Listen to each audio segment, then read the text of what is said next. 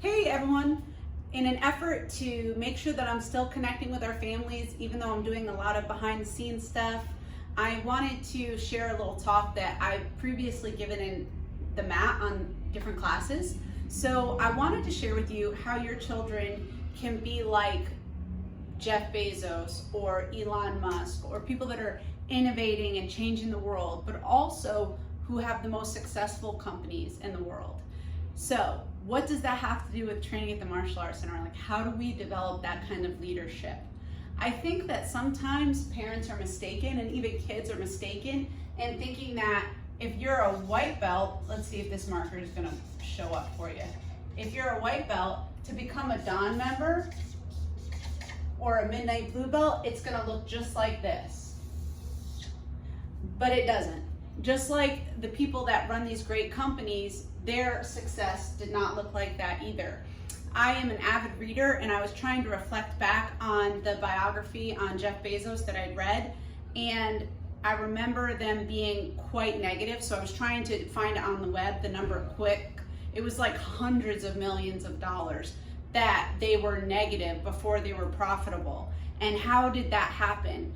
It's because people like Jeff Bezos had the vision to see where they were going, and they had belief in themselves. They had belief in the concepts and the ideas that they had, and that they could be successful. And that's why that's one of our life skills. Having that belief is something that's imperative, to know that you can do things that are beyond the tangible, things that are beyond what you can see in the moment.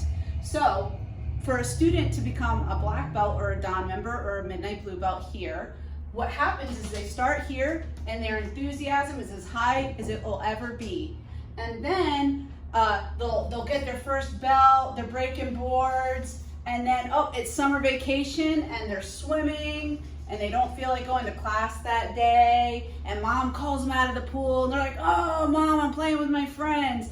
And mom's like, you know, I really want my kid to be able to succeed in life, and I understand what it means to be an instructor here and a leader here, so I'm gonna have them come out of the pool and go to class. So mom's winning because she's using consistency. So then they didn't feel like coming, but they come, and then they break the board they couldn't break that one day in class, and then they come home and they can't wait to tell dad that they broke that board for the first time. And then maybe they start sparring and they get hit in class one time. Well, that feels bad. So this day, they don't want to come to class again.